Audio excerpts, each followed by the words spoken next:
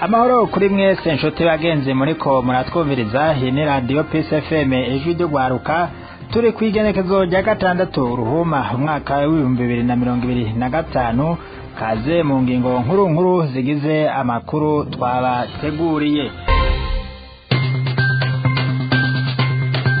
Hari ikiziga c'umuhungu w'imyaka 25 hazwi ku mazina ya Cedric Iradukunda cyaraye gitowe mu ntara ya Gitega. Abanyagihugu batekewe n'ubwoba kubw'ivyo biziga biguma bitogwa.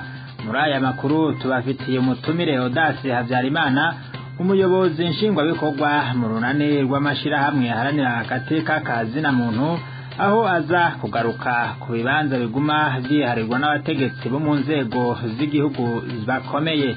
Muri Republika Iharanira Intwaro Rusangi ya Kongo, abasirikare ba Tanzania babiri bishwe mu ntambara z'urutavanako ziriko zirabera muri Kivu y'ubumanuko, ibisa nkaho vyababaje igihugu ca Tanzania.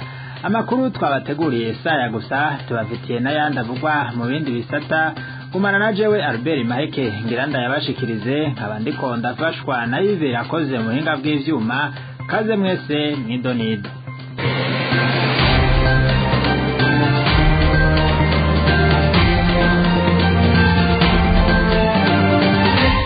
Radio Peace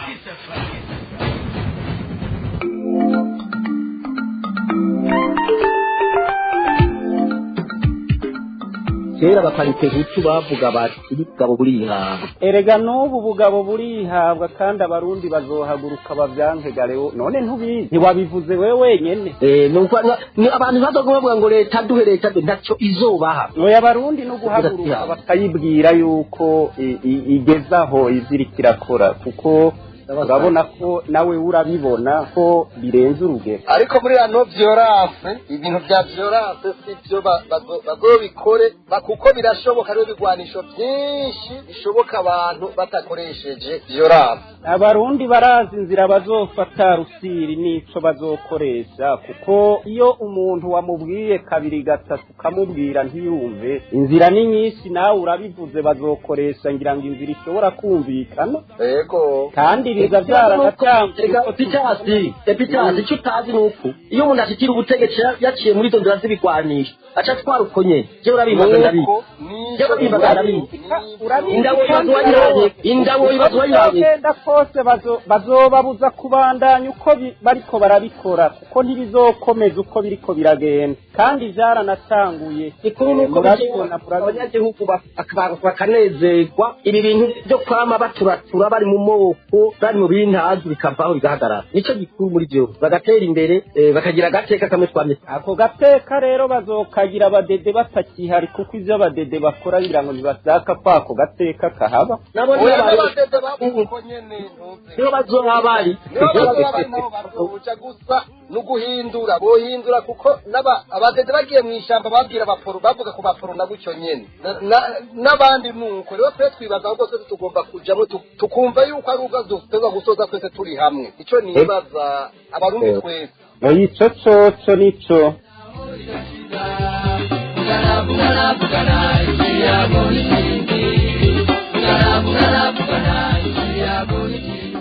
isi bandanya irorera ibibera muri Republika Iharanira Intwaro Rusangi ya Kongo. Abo mu bwoko bw'abatutsi babandanya kwicwa ubwashinyaguro, abandi basirikare babiri ba Tanzania bapfuye, bane nabo barakomereka kuri uyu wa kane igenekezo rya gatandatu ruhuma umwaka wa 2025 muri Kivu y'ubumanuko. Ibi bikaba vyakozwe n'ingabo za M23 mu gihe zari zindutse zirasa abasirikare ba Tanzania bagiye kugarukana amahoro muri ico gihugu, babaziza ko bakorana na FDLR, umutwe w'inyeshamba zigwanya leta y'u Rwanda. Kigali yo ivuga ko uyu mutwe w'inyeshamba utazigera ubaronkana gahengwe mu gihe bagifise ivyiyumviro vy'ihonyabwoko batanguye kuva mu mwaka wa 1994 mu gihugu cy'u Rwanda. Kugeza ubu Tanzania nta kintu na kimwe baravuga kuri ibi, ariko Perezida wa Tanzania Samia Suluhu Hassan igihe yari mu nama ya SADC yiga uko ibi bihugu vy'akarere vyogira uruhara mw'ihagarikwa ry'intambara gushika ubu imaze guhitana ubuzima bw'abarenga 2,900. Inyuma ya Josiana niyo mwongere w'imyaka 28, ikindi kiziga c'umwana w'umuhungu w'imyaka 25 yitwa Cedric Iradukunda caratowe mu ntara ya Gitega. Kugeza ubu abishe uwo musore ntibaramenyekana, ariko amatohoza akaba yatanguye. Ayo nayo akaba yahereye mubo bari basanzwe bakorana umwuga wo kumwa. Inkuru ya Ndayishimiye Claudine. Nkuko bishikizwa na SOS Media, uwo yishwe n'umwe mu bakora umwuga wo kumwa yatowe kiziga kuri wa gatatu mu gitondo kwibarara ry'igihugu inimero 8 mu ntara ya Gitega. Ikiziga ciwe caboneka ko ibimenyetso vy'uko yakubaguwe kandi uburyo yishemwe bukirimo igifungo, naho amatohoza kiri karabandanya. Ikiziga cha Cedric Iradukunda w'imyaka 25 catowe ku mutumba wa Songa muri komine n'intara ya Gitega hagati mu Burundi. Ubw'indongozi muri ico gice, uwo yishe yarajyamye kwibarabara ry'igihugu inimero 8 Gitega Rutaba, amaze gutogwa yaciye amenyekana ko yari gukora akazi ko kumwa mu gisagara ca Gitega. Ikiziga ciwe cari kibikomere ku mutwe no ku matako, nkuko bimenyeshwa na Jean Berkimas Ntahondereye, umukuru w'umutumba wa Songa. Uko uwo musore yishwe co kimwe n'abamwishe ntibiramenyekana. Bakibaza ko yoba yiciwe ahandi, ikiziga ciwe kikaza gutabwa ngaho kugira ngo berekane ko yoba risanganye ryo mwibarabara, nkuko Ntahondereye yongerako. Mu matohoza igipolisi cahagaritse umwe mu bakora umwuga wo kumwa kugira ngo kironke umuco kuri urwo rupfu. Iryo bari mu gihe ubundi bwicanyi bwahungabanije komine ya Gitega haraheze ukwezi kudashika. Kuwa 29 Josiane niyo mwongere w'imyaka 28 yarishwe abanje gushurashuzwa ku nguvu muri quartier Magarama hagati mu gisagara ca Gitega. Mu kiringo kidashika amezi 5 ibiziga birenga 10 vyaratowe mu ntara ya Gitega. Subwa mbere hatogwa ikiziga muri ubwo buryo, ahubwo leta igaca yihutira kubihamba hataranakogwa amatohoza ngo hamenyekane imiryango yabo. Mu gihe kenshi usanga hatungwa gatoki ugaruka rwo mu ngambwe uri ku butegetsi CNDD-FDD ko ari bo baba bagandaguye umwe nabo bantu babahora ivyiyumviro vyabo, ivyiyumviro vya politike canke ubwoko. Claudine Ndayishimiye urakenuye, ariko ndanakumenyesha ko hari ikindi kiziga catowe, ariko co kiba catowe mu mpunzi. Iki kiziga catowe ni c'umuhungu akiri muto w'imyaka ishika 20, catowe kuri uyu wa gatatu muri zone ya Chome mu furege ugabura igice c'abakongomani n'igice c'abarundi. Ikiziga ciwe nta gikomere na kimwe cariko ntaramenyekana, nubwo biruko abarundi bikeka ko yoba aturuka mu Burundi. Abarundi basanzwe baba muri iyo kambi bibaza ko uwo yoba yagandaguwe ashobora kuba hari umurundi, kuko abeshi mu basubiye guhunga inyuma yo gutahuka batararonka ubuhungiro, ahubwo baheza bakaza bararondera indaro hanze y'ikambi, canke bakibaza ko bashobora kuba hari umurundi yagandaguwe agiye kurondera ubuzima hanze y'ikambi, nkuko aba barundi b'impunzi babibona. Bakavuga ko yoba yiciwe inyuma y'iyo kambi agatabwa muri uwo mufurege munini uca mw'ikambi ya Nyarugusu. Igipolisi cahamagariye impunzi kukibwira uwo wese azimiye no gufasha gutora umwidondoro w'uwo muntu yishwe. Ikambi ya Nyarugusu iharugwamwo impunzi zirenga 110,000, harimwo abarundi barenga 50,000, abasigaye bakaba ari abanyekongo. Mu gisagara ca Bujumbura naho abatwara amakartier bagiye kuza barafungwa mu gihe kartier barongoye zizosangwamwo umucafu. Vyaraye bishikirijwe na Ernest Niyonzima, musitanteri wa komine Ntahangwa, kuri uyu wa gatanu Ruhuma umwaka wa 2025 mu birori vyo kwigina umwaka mushasha wa 2025 muri zone Kamenge, bifashijwemwo n'ishirahamwe ry'imvukira za Kamenge Anaka. Ernest Niyonzima yamenyeje ko itegeko rizoja ahabona mu ndwi itangura, akongera ko bitumvikana ukuntu abanyagisagara bafatwa n'indwara zose zituruka ku isuku rike kandi zikama zitangurira mu Kamenge. Mu gihe Pascal Paul Ndayishimiye atwara zone Kamenge yemeza ko iyo hatumwe ko ibikorwa rusangi hitaba abashika 5, Ernest Niyonzima yahamagariye abanyakamenge kutaraba imigambwe kanaka harimwo amadini n'ubwoko, ariko bafatire ku iterambere ry'igihugu kuko ari irya bose. mu runani mpuzamasendika y'abaganga bariyamiriza ifatwa ry'agasakisake riko rikorerwa abaganga mu Burundi. Ni nyuma yaho basabiye ko agashahara kabo kongerezwa. Ubwo runani rusaba irekurwa ry'abo baganga kuko ikibanza cabo atari mwibohero ahubwo ari ugufasha amagara y'abantu koroherwa. Inkuru ya Odasi Kabura. Ko guhagarikwa agasakisaki n'iterabwoba biriko bikorwa n'iperereza ry'u Burundi ku baganga cane cane abarongoye abandi biciye mu masendika y'abo baganga byatanguranye n'impera z'ukwezi kwa Nzero inyuma yaho ayo masendika asabye ko agashiruka bute kabo kongerezwa. Kwikubitiro abaserukira abandi babanje guhagarikwa n'iperereza n'abaganga bahurikiye muri sendika Simejeb aribo Dr Nazer Ndereyimana asanzwe arongoye akarere k'ubuvuzi Ifota mu ntara ya Rutana, uwo yahagaritswe ku igenekerezo rya 27/0 umwaka 2025 akurikirwa na muganga Dr Ruragahiye Pierre Claver we yafashwe ku igenekerezo rya 30/0 umwaka 2025 akaba asanzwe akorera ku bitaro by'ababikira imusongati. Kuri uwo munsi nyene hahagaritswe Dr Asher Igiraneza akorera kuri hôpital Gahombo mu Kayanza, hongera hahagarikwa kandi Dr Chongera Desire arangurira akazi kiwe ka misi yose kuri hôpital Mpanda. Uwanyuma muri abo baganga bakuru bahagaritswe ni Dr Policarpe Ntakiyuruta akorera kuri hôpital Mivo mu ntara ya Ngozi. Kuva abo baganga basavye kudugirizwa agashahara kabo, uruhigi rwaciye rutangura kugezana n'uyu munsi, ibitegwa ivyatsi n'abatari bake mu Barundi bavuga ko iyo nyifato y'iryo perereza itabereye na gato, aho umuntu asaba kurenganurwa agacategwa ubwoba mwenuko kugira bikunde baceceke babandanye kurenganywa babona.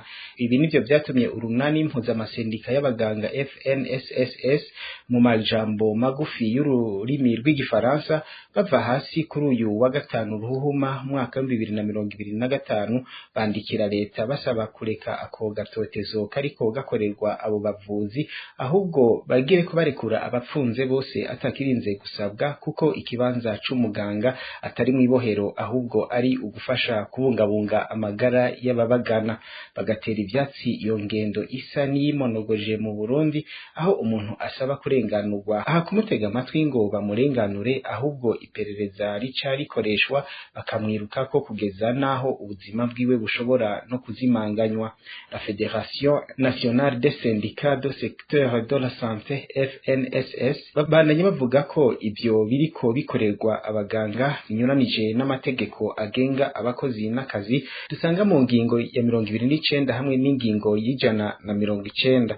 FNSS basozera urwo rwandiko basaba abaganga bose gusenyera ku mugozi umwe, bakurikiranira hafi ibiriko bikorerwa indongozi zabo, bongera batabaza igihe hagize uhagarikwa. Bongeye batera kamo abo vyega kureka ingimba, ahubwo nyabuna bashire imbere ibiganiro kuko ari byo byubaka.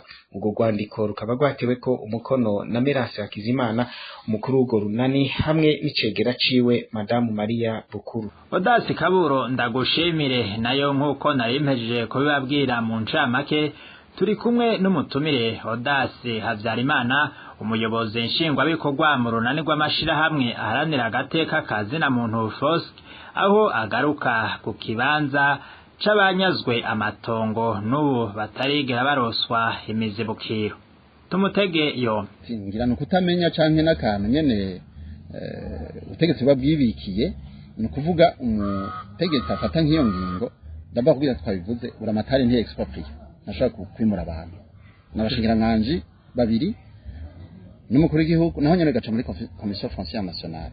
Mu Rumonge rero baragirisha inama barabwira abantu bati aha aragiye kwa leta, abantu baratakamba bararondera abo bahuza gushika barandikira n'umukuru w'igihugu. Nibaze umenga hari mu kwezi kw'icumi mu mwaka wa 2023 cyangwa 2011, muga gushika n'uyu munsi nta kiravamwo, ntibaratunganirizwa. Mu Cibitoke hari amakashi kankatatu, naho nyene bisa n'ivyo ugasanga amahegitari arenga amajana, imiryango irenga nk'amajana 2 bakuwemwo kwitegeko rya buramatari. Mu nama agafata mikro akababwira ati aha nitongo leta ivumbuye, nitongo rya leta. Mugabo akavuga bati none ganya ko tuhari kuva kuri sokuru na sokuruza habaye leta gute iyo leta sokuru yahabaye ihari sokuruza akaba ihari data akahaba ihari tugakuriraho tugasaziraho bigenze bite ikibabaje rero nta muntu arayica ibitoke cyane cyane byaragaragara yuko aho bahejeje kunyaga abanyagihugu baca bahakomorera abategetsi cyane cyane abavuka muri iyo ntara uhereye no kuri buramatari bakaba aribo bahihagira yego bikitwa yuko hagarutse mu ya leta mugahahawe umuntu afite ubushobozi bwo kuharima kugira arimira isoko ngo kugira ngo haboneke umwimbo mwinshi mugabo haba kuhakwa abo beneho haba guhabwa abo bashasha nta procedure nimwe yakurikijwe ya expropriation kuko ntivyo bakunda yuko wakitongo kanaka ngo rihereze kanaka ku mudugugu ni bubanza naho ni ka abantu benshi batamenyereye aho ikambi ya gisirikare ku mudugugu ni muri commune Gihanga imaze igihe ihanganye n'abanyagihugu kuva mu mwaka wa 2021 no kuvuga yuko muri ako gace ikambi ngo yashatse kwagura imbibe zayo bijanye n'ibikorwa vya gisirikare hanyuma bashavuga ati aha hose hakikije ikambi haragiye umuntu ya leta abanyagihugu baravuga ati turanyazwe noneho tutaburanye baritura musanteri araza birasendwa baritura buramatari araza birasendwa baritura umuhuza w'abarundi baritura umushikiranganje w'intwaro hagati mu gihugu n'umutekano uyu rero yarafashe ingingo ivyanditse birahari haba mu Rumonge kujya twabivuze birahari umushikiranganje rero afata ingingo avuga ati ego biragaragara yuko ikambi ya gisirikare ku mudugudu ikeneye kuronka espace nini ikoreramwe ibikorwa vya gisirikare mugabo abanyagihugu bahabwa umuzibukiro canke barondera ahandi babikorera mugabo malgré iyo ngingo y'umushikiranganje nta cahindutse ntabwo ico bikora komanda w'ikambi yaciye azana abasirikare ahagira amarondo ku buryo umuntu wese aje ngo ahanyeze mu kirenge nimba ari ufise y'umurima nimba ari ufise yo ivyatsi vy'inka ubu udakubiswe injizwa mu kamba gafungwa hariho nabarashwe n'amazina turayafise mugakomba z'umutekano wabo dushimye kubivugira ngo ariko ndeka nguciremo kuri abo bantu barashwe ndumva ko hataragira kumbure ko mubishira habona amazina n'ababarashe n'ibiki abo bantu barashwe nabari bafise amatongo aho hantu bari baje gusarura bari baje kurima canke nabagizi ba nabi kwitariki 14 nimba ntihenze zo kwezi kw'icumi mu mwaka uheze harabaye no kuvuga gushamirana hagati y'abanyagihugu n'abasoko bararashe hejuru kugira babashwiragize hanyuma mengo ku itariki 12 z'ukwezi kw'icumi na rimwe kuvuga hari haza nk'ukwezi kumwe bica bisa no kumengo byacureshe hanyuma abafite imirima baza gusarura hanyuma n'abafite ibyatsi by'inka baza kwahira kugira bazahirire murazi yuko mu Burundi hari itegeko ribuza yuko ibitungwa bituruka hanyuma baza kwahira umva hari abafite imirima hari abafite ibyatsi by'inka